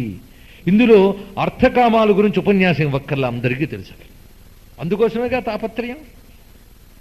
కామం అంటే కోరిక, అది తీర్చుకోవడానికి కావలసిన వస్తువులు అర్థములు. కనుక అర్థములు కామములు వీటి గురించి అందరికీ ఉపన్యాసం చెప్పే వేదాంతి కన్నా ఎక్కువ చెప్పగలం మనం. ఎందుకంటే వాటితోనే ప్రపంచం అంతా ఉంది కనుక. ఈ అర్థము కామము ఉన్నది. కానీ దీనికి ప్రధానంగా ముందు ఒకటి చెప్తోంది భారతీయ సంస్కృతి, ధర్మం అనేటటువంటిది. అర్థకామ సంపాదన ప్రతివాడు చేస్తాడయ్యా, కానీ దానికన్నా ముందు నువ్వు సంపాదించుకోవలసినది ధర్మం, అది గుర్తుపెట్టుకో అన్నాడు. ధర్మాన్ని సంపాదించుకుని తద్వారా అర్థకామ సంపాదన చెయ్యు. ఇది భారతీయ సంస్కృతిలో ఉన్నటువంటి గొప్పతనం. అది చెప్పడానికే రామాయణం, అది చెప్పడానికే భారతం, అవి తెలుసుకోవడానికే జీవితం. ఆ ధర్మం అనేది తెలుసుకొని తద్వారా అర్థకామ సంపాదన చేయాలి. ఎంత గొప్పగా చెప్పారు చూడండి. ఈ లింక్ మనం తెంచేశాం. తెంచేయడం వల్లే ఇన్ని అరిష్టాలకి కారణం. అంతేగాని ప్రపంచ శాంతి కోసం మేము యజ్ఞాలు చేస్తాం, హోమాలు చేస్తాం, యాగాలు చేస్తామని కొందరు అంటారు. చేయొచ్చు, తప్పేం లేదు నేను అనడం. కానీ శాంతి అనేది ఎక్కడొస్తుంది? పునాదులన్నీ తీసి పారేసి భవంతి నిలబడట్లేదంటే ఎక్కడ నిలబడుతుంది? పునాది వేయాలి, తర్వాత భవంతి. కనుక ఎంత భౌతికమైన అభివృద్ధిని సాధించినా, మేము ఇది సాధించాం అది సాధించామని చెప్పినా, ధార్మికపు పునాది లేకపోతే సాధించిన అభివృద్ధి అంతా కుప్పకూలబోతుంది. 113 అంతస్తుల బిల్డింగ్ కట్టుకు కూర్చున్నా ఏ రాక్షస విమానమో దూరి అంత భవంతిని కూర్చగలదు. కనుక సాధించిన ప్రగతిని చూసి గర్వించవద్దు. దాని కింద ఉన్న పునాదిని చూడండి. మనం ఇది సాధించాం అది సాధించాం, ఏమి సాధించాం? పట్టుమని ఒక పిడుగు పెడితే మహాభవంతులు కూలిపోతాయి. ప్రకృతి ఒక్కసారి విజృంభించిందా మొత్తం వృధాయే. ఇంత సాధించిన నాగరికత వృధా, అవశేషాలు కూడా మిగలవు. ఎందువల్ల? ప్రకృతి అనుకూలించేటటువంటి ధర్మం అనేది కోల్పోతున్నాం కనుక భారతీయ సంస్కృతి ధర్మం తర్వాత అర్థం కామం అనేటువంటిది. కనుక అర్థకామ సంపాదన అవసరం ఉండాలి అని చెప్తున్నాం. లేకపోతే పురుషార్థాలు ఎందుకు పెడతాం మనం? కేవలం వెళ్ళి మన సంస్కృతిలో ఉన్న వాళ్ళందరూ బైరాగులు సన్యాసులు కాదు. మన ప్రారంభం కొద్దీ వాళ్లే మన సంస్కృతికి ప్రతినిధులుగా ఇప్పుడు కనబడుతూ ఉన్నారు. కానీ అది విశేషం కాదు. అర్థకామములకు ప్రతివాడికి కావాలనే చెప్తుంది. అర్థకామ సంపాదన ఉండాలి, కానీ ధర్మం అనేటటువంటిది బేస్ అయి ఉండాలి. దాన్ని సంపాదించడానికి ధర్మం కావాలి, అది వినియోగించుకోవడానికి ధర్మం కావాలి. కనుక ధర్మం దానికి ప్రాణం సుమా. కనుక ధర్మాన్ని విడిచిపెట్టకుండా అర్థకామ సంపాదన చేయాలి. కనుక ఫస్ట్ సాధించవలసిన పురుషార్థం ఏమిటి? ధర్మం, తర్వాత అర్థకామం. ఈ దిశగానే, ఈ డైరెక్షన్లోనే భారతీయ విద్యలన్నీ ఏర్పడ్డాయి. ఉదాహరణకి విద్యాత్యాతి వినయం, వినయాత్యాతి పాత్రతం, పాత్రత్వాత్ ధనమాప్నోతి, ధనాత్ ధర్మం తతసుఖం. ఎంత గొప్పగా చెప్పారు చూడండి. ఇది నిజంగా సుభాషితాల్లో వస్తుంది మనకి. ఎంత గొప్పగా ఈ సుభాషితం చెప్తోంది. విద్యాత్యాతి వినయం, విద్య వల్ల నీకు వినయం అనేది వస్తుందన్నాడు. వినయం అంటే అణకువ అని మనం అంటాం. వినయం అంటే లెర్న్డ్నెస్ అనేటువంటిది అని, అంటే విజ్ఞానం అని కూడా అర్థం. ఈ రెండూ కావాల్సిందే. విజ్ఞానం ఉంటే వినయం ఉంటుంది, వినయం ఉంటే విజ్ఞానం ఉంటుంది. కనుక లౌకికంగా మనం చెప్పుకునే అణకువ అనే కాకుండా లెర్న్నెస్ అనేటువంటి అర్థం అది. కనుక విద్య వల్ల విజ్ఞానం వస్తుంది, వినయం వల్ల అర్హత వస్తుంది, వినయాత్యాతి పాత్రతం. పాత్రత వల్ల ఏమొస్తుంది? పాత్రత్వ ధనమాప్నోతి. పాత్రత వల్ల ధనం వస్తుందిట. ధనం వల్ల ఏమొస్తుంది? సుఖం కాదు. ధనాత్ ధర్మం తత సుఖం అన్నాడు. ధనంతో ధర్మం, ధర్మంతో సుఖం అన్నాడు. కనుక ధర్మంతో ధనం, ధనంతో ధర్మం, మళ్ళీ ధర్మంతో సుఖం. ఎంత చక్కగా చెప్పాడంటే ధర్మము లేని సుఖం కాదు. ధనం ద్వారా ధర్మం సంపాదన చేయు, ఆ ధనాన్ని ధర్మంగా సంపాదించు. ధర్మంగా ధనాన్ని సంపాదించి ధనంతో ధర్మాన్ని సంపాదించి అప్పుడు సుఖపడు అన్నాడు. ధర్మము లేని సుఖం పనికిరాదు అని చెప్తున్నాడు. ధనాధర్మం తత సుఖం. ఇది ఈ విద్యకి ఇది వరస. సుఖం కావాలి కాదనం, కానీ విద్య ద్వారా ఇన్ని సాధించి అప్పుడు సుఖం సాధించారు. కానీ మనం విద్యాధనం, ధనాత్ సుఖం, ఇది మనం పెట్టుకున్న లిమిటేషన్స్. విద్యతో డబ్బు, డబ్బుతో సుఖం, ఈ చుట్టూరా సాలెగూళ్ళలో తిప్పిస్తాం పిల్లవాళ్ళని. చివరికి ఏమిటి? పతనం. ఈ పతనం ఈ జీవితంలోనే కాదు, మరి ఏ జీవితంలో కూడా తేరుకోలేనంత జన్మ జన్మాంతర పతనం కల్పిస్తాం. కనుక ప్రధానమైనది ఏమిటి? ధర్మం. ఆ ధర్మము యందు ఎవరు ప్రజ్ఞ నిలిచి ఉంటుందో వాడు స్థితప్రజ్ఞుడు. అటువంటి స్థితప్రజ్ఞుడు రామచంద్రమూర్తి అని ఎంత చక్కగా చెప్తున్నాడు చూడండి. విద్ధిమా ఋషిభిస్తుల్యం కేవలం ధర్మమాస్థితం. కేవలం ధర్మము యందే ఉన్నవాడిని నేను, ఋషులతో సమానుండని తెలుసుకో అని చెప్తున్నాడు. నేను ఋషులతో సమానుణ్ణి. ఎలాగైతే ఋషులకి భోగదృష్టి ఉండదో, ఋషులకి కేవలం ధర్మ దృష్టి, లోకక్షేమ దృష్టి తప్ప మరో దృష్టి ఉండదు. ఋషుల యొక్క తపస్సంతా లోకక్షేమానికే, వారి కోసం కాదు. అదేవిధంగా నేను కూడా ప్రజాక్షేమం కోసం ఉన్నటువంటి వాణ్ణి. అర్థపరుణ్ణి కాను, నాహమర్థపరోదేవి. అర్థపరుణ్ణి కానమ్మా, ఈ భోగాల కోసం ఉన్నటువంటి వాణ్ణి కాను అని చెప్తున్నాడు, స్పష్టం చేశాడు. అని చెప్పి రామో దుర్నాభిభాషతే అని చెప్తే అప్పుడు ఆమె అన్నదిట, నువ్వు అడవులకు వెళ్లే వరకు మీ నాయనగారు అన్నపానాలు ముట్టుకొట్ట అన్నదిట. అంటే మీ నాయనగారు అన్నపానాలు ముట్టుకోవాలంటే తొందరగా వెళ్ళిపోవని. ఎందుకంటే ఎక్కువ ఆలస్యం ఉంటే ఏమవుతుందో తెలియదు ఆమెకే. ఎందుకంటే టోటల్ అంతా కూడా ఆమెకు ప్రతికూలంగానే ఉన్నారు. బాగా గమనించండి. ఇక్కడ దశరథుడు మొదలుకొని అయోధ్యవాసులు, మంత్రులు అందరూ కూడా కైకేయి చెప్పిన మాటకు ప్రతికూలంగానే ఉన్నారు. ఒక్క రాముడొక్కడే ఆమె చెప్పిన మాటకు అనుకూలంగా ఉన్నాడు. మిగిలిన అందరూ ప్రతికూలమే. ఇంత ప్రతికూలమైన మెజారిటీ అంతా అక్కడ ఉందే. ఈ సమయంలో నేను ఒక్కదాన్ని, నా బలం ఎంత? ఇప్పుడు ఈయన పంపించాలంటే ఈ మాట చెప్తే వెళ్ళిపోతాడేమో, నువ్వు వెళ్లే వరకు ఆయన అన్నపానాలు ముట్టాడు అన్నదిట. ఇక్కడ రాముడు ఒక్కడు గట్టిగా నిలబడకపోతే ఇంకా అడవికి వెళ్లేదే లేదు అక్కడ. కానీ రాముడు ఎలా నిలబడ్డాడో చూడండి. నిలబడి బయలుదేరి మళ్ళీ కౌసల్య గృహానికి వెళ్ళాడు. ఇంతకు ముందు పట్టాభిషేకం అమ్మా అని చెప్పాను వెళ్ళినప్పుడు రాముడు అలాగే వెళ్ళాడు. ఆయన అప్పుడు ఎలా ఉన్నాడు, ఇప్పుడు అలాగే ఉన్నాడు. కనుక కౌసల్య నవ్వుతూనే పలకరించింది. రానైనా ఆసనం మీద కూర్చో అన్నదిట. ఎందుకంటే ఇప్పుడు ఆయన కూర్చోవలసిన ఆసనం దర్భాసనం. ఎందుకంటే పట్టాభిషేక దీక్షితులు దర్భాసనం మీద కూర్చోవాలి. అందుకే ఆ ఆసనం అక్కడ వేసిందిట. ఆయన ఆసనానికి నమస్కారం పెట్టి, ఇప్పుడు ఈ ఆసనం అక్కర్లేదమ్మా అన్నట్ట. ఎందుకంటే నాకు ఇంకా పట్టాభిషేకం లేదు, తమ్ముడికి పట్టాభిషేకం, నేను ఇప్పుడు అడవులకు వెళ్ళిపోవాలి, తొందరగా తయారై అన్నట్ట. వెంటనే హతాశురాలైంది, దుఃఖించింది, విలపించింది. లక్ష్మణుడు వెనకాలే వచ్చాడు కనుక మాట విన్నాడు. రథంలోనే ఆయన ఉడికిపోతోంది. ఇక్కడికి రాగానే మహాకోపంగా ఉన్నాడు. ఆ తండ్రి అతడు ఇంతేసి మాటలంటాడా అని ఆ తండ్రి మీద కోపగించుకుని, భరతస్యాథ పక్షోవా యోవా సహితమిచ్చతి సర్వాన్ తాన్ వధిష్యామి మృదురిహి పరిభూయతే. భరతుడు గాని అతడి పక్షాన్ని వచ్చేవాళ్ళు గాని ఎవరినైనా సరే వాళ్ళందరినీ చంపేస్తానన్నట్ట. మృదురిహి పరిభూయతే. మెత్తవాళ్ళని చూస్తే మొత్త బుద్ధేస్తుంది. నువ్వు మెత్తగా ఏమి చేతకాని వాళ్ళ ఉన్నావు కనుక వాళ్ళ ఇష్టానుసారం నిన్ను ఆడిస్తున్నారన్నట్ట రాముణ్ణి. రాముడు మాత్రం ఇది మెత్తదనం కాదయ్యా, ధర్మము పట్ల ఉన్న గట్టితనం, నీకేం అర్థం అవుతుందని చెప్పాడు అతను. అది చేతకాని తనం కాదు, ధర్మం పట్ల ఉండే గట్టితనం. లౌకికమైన భోగాలు చూసుకునే వాళ్ళకి తండ్రి లేదు, తల్లి లేదు, వాడు లేదు, వీడు లేదు, నా సుఖం నేను చూసుకున్నానంటాడు. వాడు గట్టివాడు కాడు, వాడు నిజంగా హల్కా, తొందరగా పతనమైపోతాడు వాడు. అలాంటి పరిస్థితుల్లో కూడా గట్టిగా నిలబడ్డాడంటే వాడిది గట్టితనం. అది అర్థం కాలేదు లక్ష్మణుడికి. ఎందువల్ల? ప్రేమావేశం వల్ల, రాముడి పట్ల ఉండే ప్రేమావేశం వల్ల. ఇక ఈ తల్లి పిచ్చిదాలాగైపోయింది, మతి భ్రమించిపోయి ఆమె వేదనతో ఉన్నదిట. కేవలం ఏ మతి భ్రమించకుండా ఉన్నటువంటి వాడు అంటే ఎమోషనల్ ఆ ఉద్వేగం ఉన్నదే అది రాకూడదు ధర్మంలో ఉన్నటువంటి వాడికి. ఎమోషన్ అనే ధర్మాన్ని పోగొడుతుంది. ఎమోషన్తో ఏ నిర్ణయం తీసుకోకూడదు. కనుక రాజు అయినటువంటి వాడు ఆ ఎమోషనల్ టెండెన్సీకి లొంగిపోకూడదు ఎప్పుడూ కూడాను. అది ఇక్కడ చెప్తున్నాడు.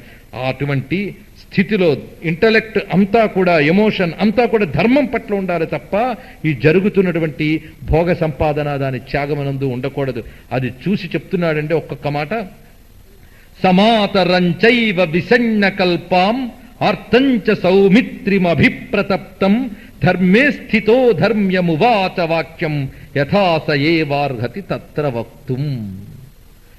ఆయన మాత్రమే ఆడదగిన మాటలాడుతున్నట్టు. అంటే ఇంకెవరు ఇలా మాట్లాడలేరు, ఆయన ఒక్కడే మాట్లాడగలడు. అంత చక్కగా మాట్లాడుతున్నాడు. మతి భ్రమించినట్లు ఉన్నటువంటి తల్లితో ఆర్తుడై ఆ ఆర్తితో ఉడికిపోతున్నటువంటి లక్ష్మణుడితో అసలే ఆదిశేషువు బుసలు కొడుతున్నాడు.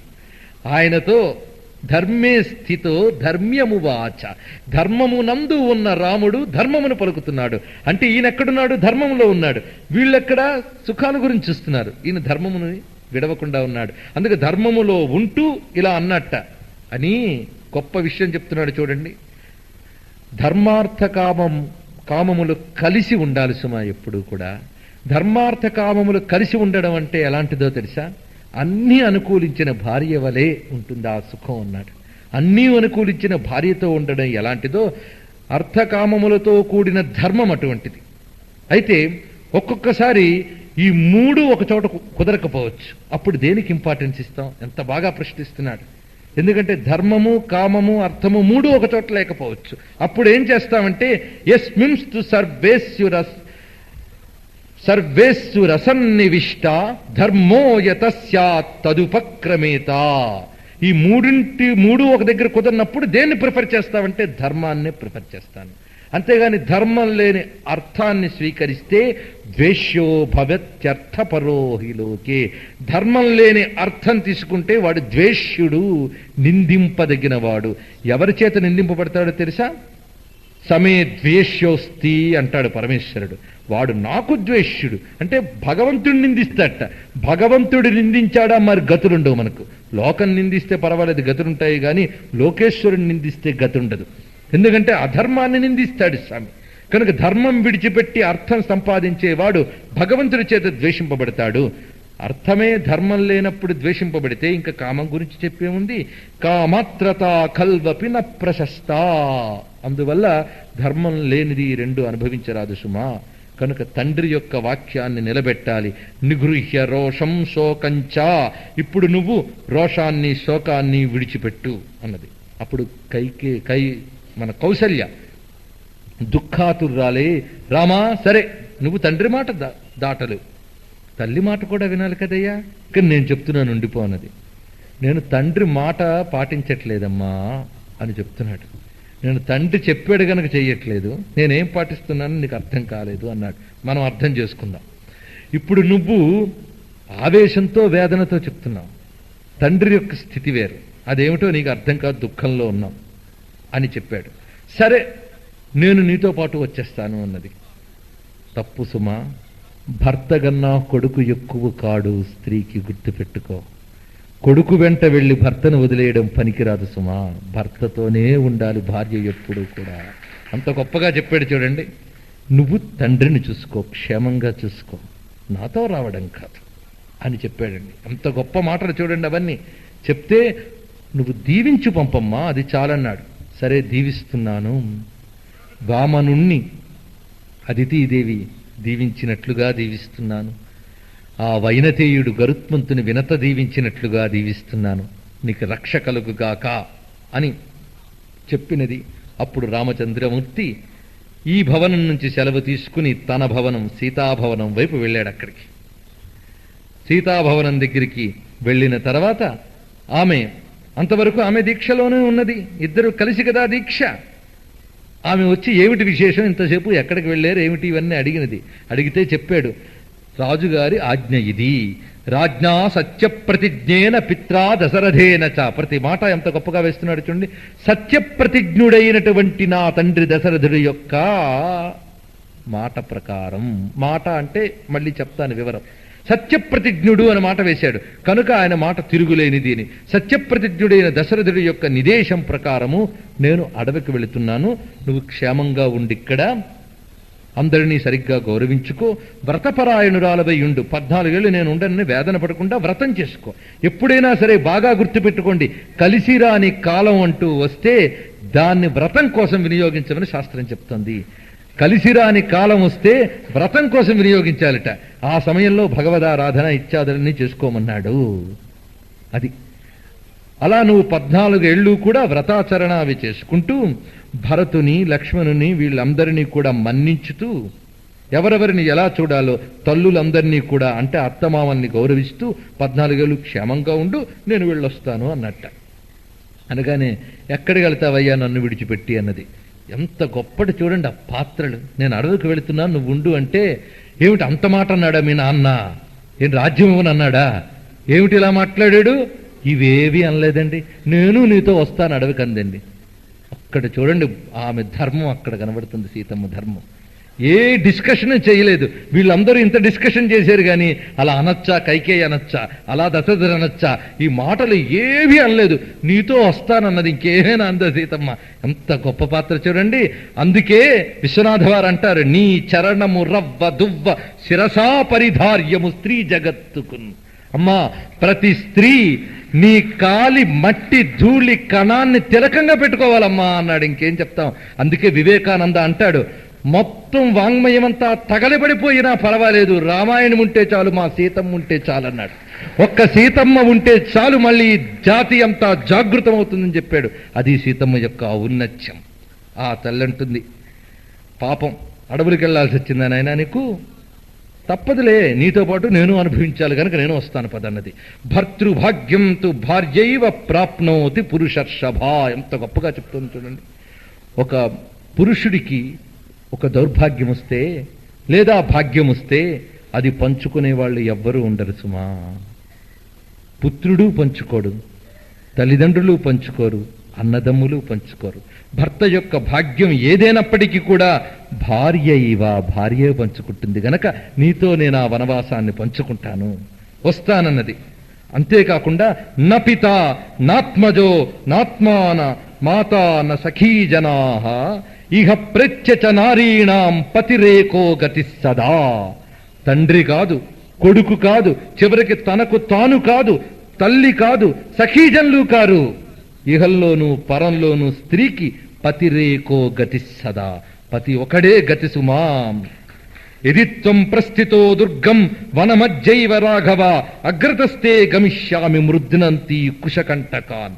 నువ్వు గాని అడవుల్లోకి వెళితే నీకు ముందు నేను నడుస్తాను సుమా.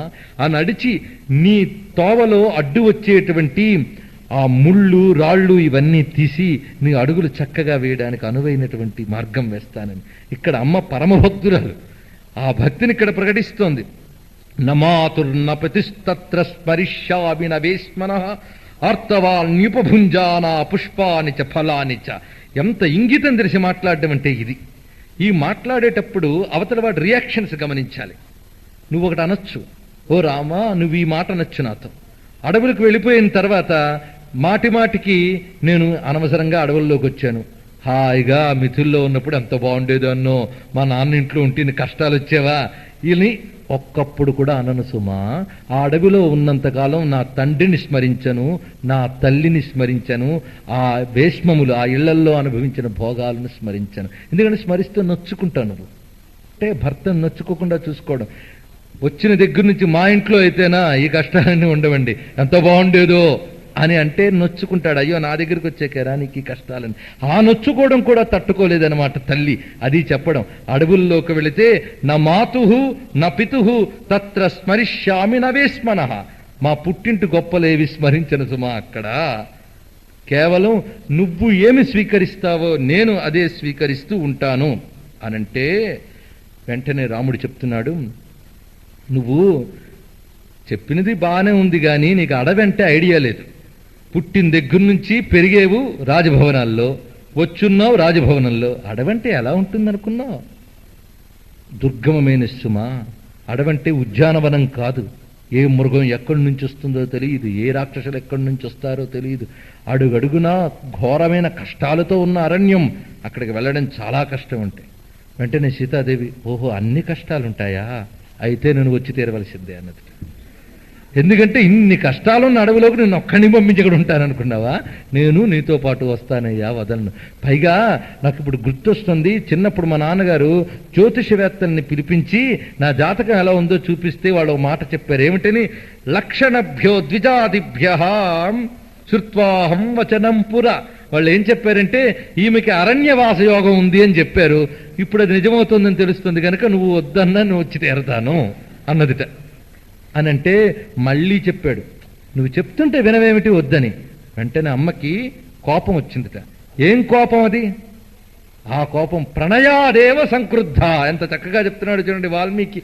ప్రేమ వల్ల వచ్చిన కోపం, అంతేగాని కోపం వల్ల వచ్చిన కోపం కాదు.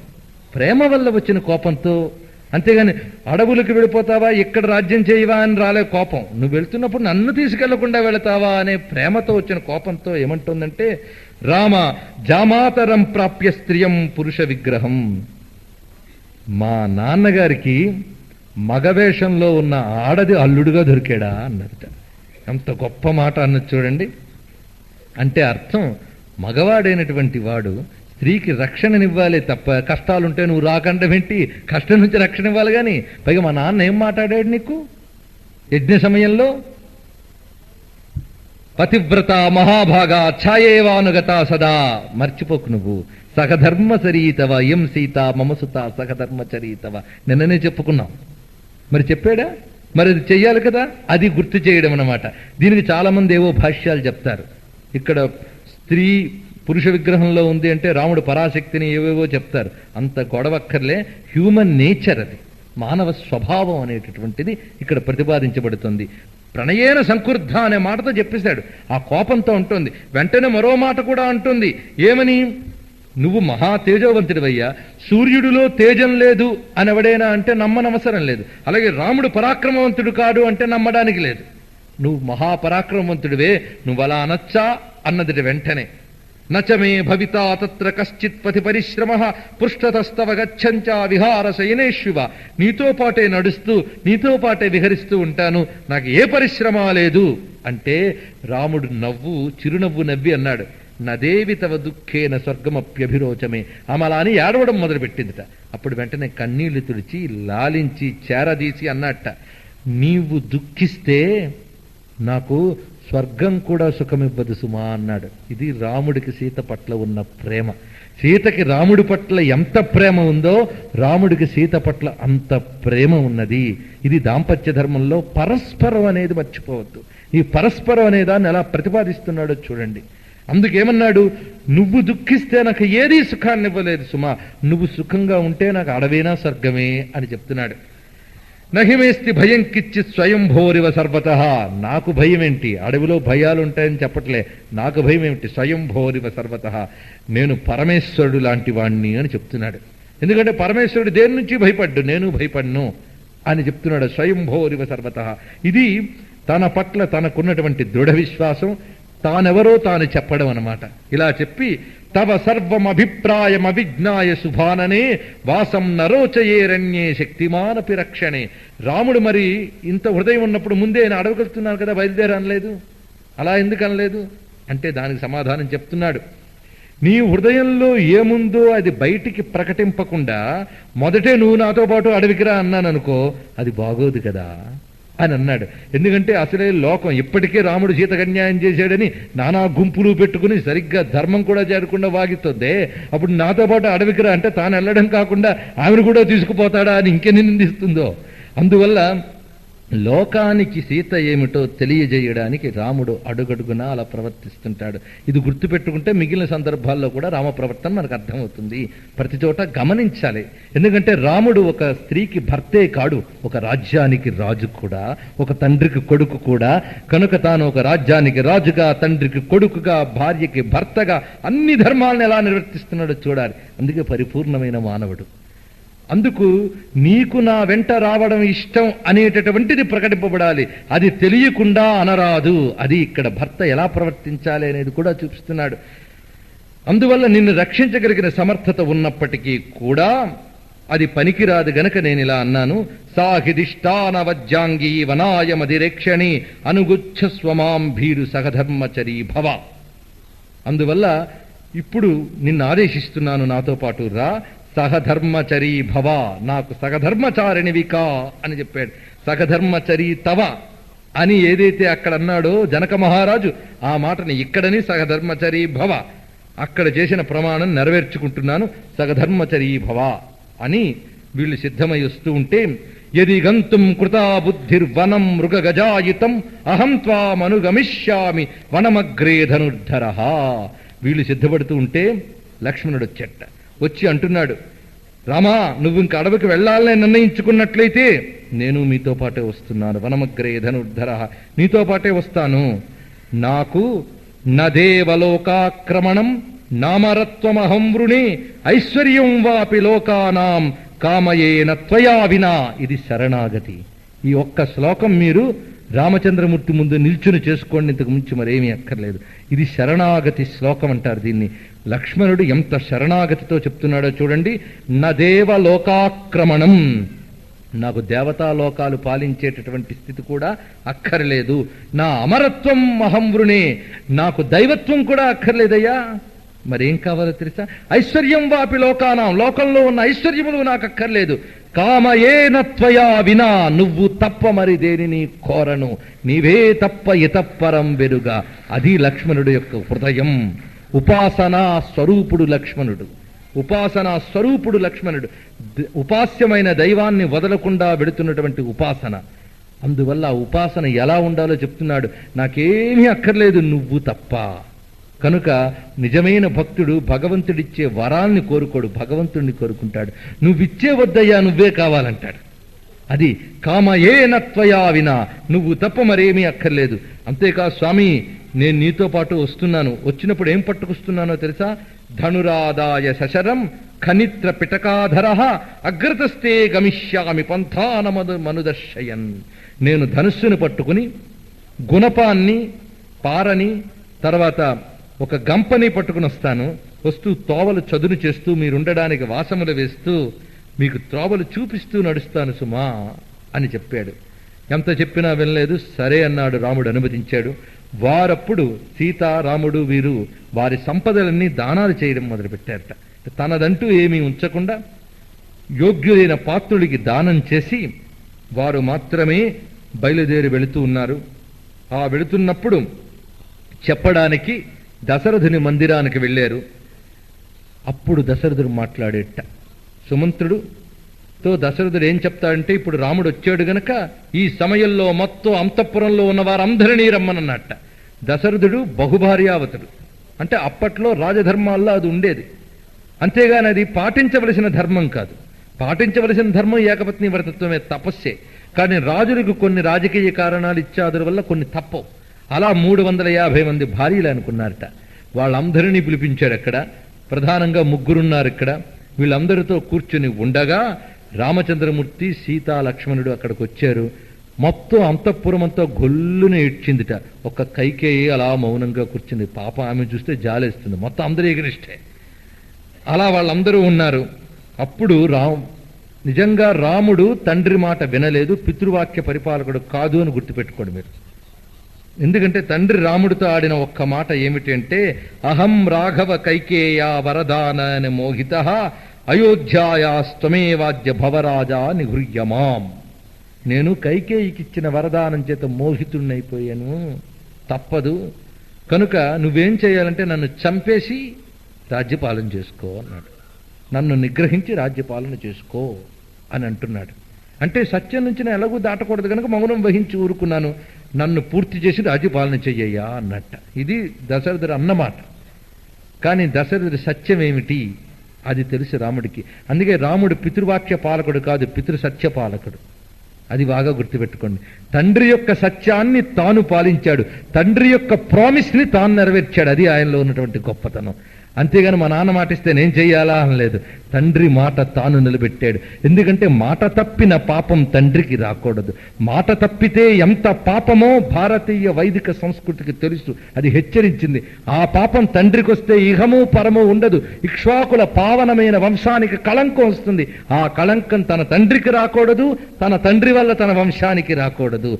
శుద్ధమైనటువంటి ఈ వ్యవస్థ ఈ శుద్ధంగానే కొనసాగాలి గనక తండ్రి యొక్క సత్య ప్రతిజ్ఞ దెబ్బతినరాదు అనుకుని